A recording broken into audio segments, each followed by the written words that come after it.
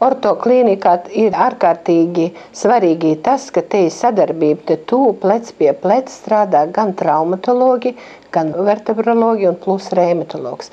Jo faktiski traumatoloģija, ortopēdija ir invazīvie reumatologi. Respektīvi to, ko es kā terapeits izdarīt nevaru, artroskopija, kas varbūt neatliekama, korekcijas sakarā ar pārmaiņām mugurkaula skriemeļos, sevišķi cervikālajā daļā.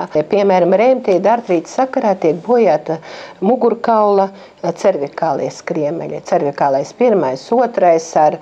ar skriemeļu ķermeņu, tātad erozijām, iekaisuma rezultātā ir vaļīgas saites, un tad mugurkauls var novirzīties pa labi, anterolistēze pa labi vai pa kreisi, radot pacientam ārkārtīgi liels problēmas un pat paralīzes.